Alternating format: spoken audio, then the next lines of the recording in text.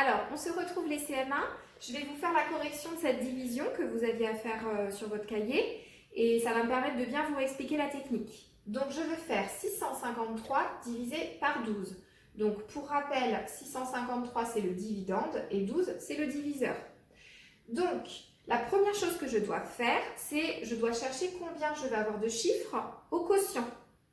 Donc, je dois diviser par 12, donc le plus petit nombre que je peux mettre au quotient, ça va être 1. Donc 1 fois 12, ça fait 12. Donc je ne peux pas prendre que 6. 6, c'est trop petit, c'est en dessous de 12. Donc je vais être obligée de prendre 65. Donc je vais avoir un premier chiffre pour mon 65 et ensuite je vais descendre mon 3. Donc ça va faire un deuxième chiffre. Donc je vais donc avoir deux chiffres au quotient. Donc maintenant que j'ai déterminé ça, je peux me lancer dans ma division. Donc, je vous ai écrit la table de 12 ici, en avance. C'est bien de le faire quand vous avez une division, d'écrire votre table. Comme ça, après, vous n'avez plus qu'à regarder les résultats. Donc, je vais devoir diviser 65 par 12. Donc, je dois chercher dans la table de 12 à me rapprocher le plus possible de 65 sans le dépasser. Donc, je vois que 5 fois 12, ça fait 60 et 6 fois 12, ça fait 72. Donc, ce qui va m'intéresser, c'est 5 fois 12. Donc, 5 fois 12, c'est égal à 60. 65 moins 60, il me reste 5. Mon reste est plus petit que mon diviseur, donc je ne me suis pas trompée. Je descends maintenant mon 3. Et donc, je vais recommencer la même opération, c'est-à-dire que je vais faire 53 divisé par 12.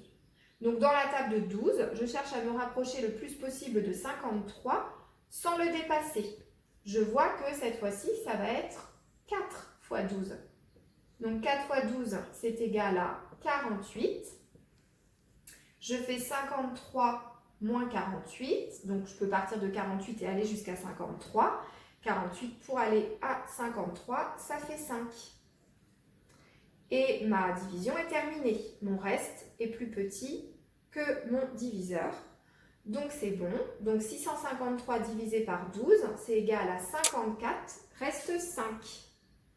Voilà.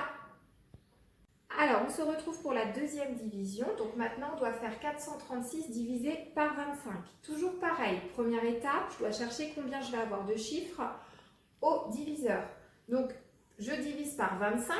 Donc, la plus petite multiplication que je vais pouvoir faire, c'est 1 fois 25 qui fait 25. Donc, le 4 est trop petit. Je vais être obligée de prendre 43. Je vais donc avoir un premier chiffre pour diviser 43 par 25.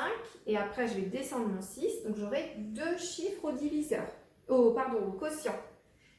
Deux chiffres au quotient. J'ai écrit ma table de 25, elle est assez facile, je compte de 25 en 25. Donc, première étape, je vais faire 43 divisé par 25. Donc, je cherche dans la table de 25 à me rapprocher le plus possible de 43 sans le dépasser.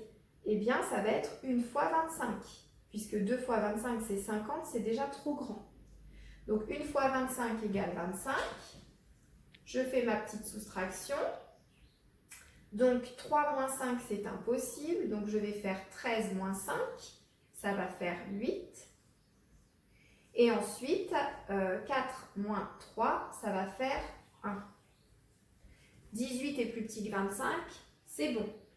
Je descends mon 6. Et maintenant, je vais chercher dans la table de 25 à me rapprocher le plus possible de 186 sans le dépasser. Donc, c'est 175 et c'est 7 fois 25. 7 fois 25 égale à 175. Je fais ma petite soustraction. 6 moins 5, 1. 8 moins 7, 1. 1 moins 1, 0. Et c'est fini. Mon reste est de 11. Il est plus petit que mon diviseur. Donc c'est bon. Donc 436 divisé par 25, c'est égal à 17. Reste 11.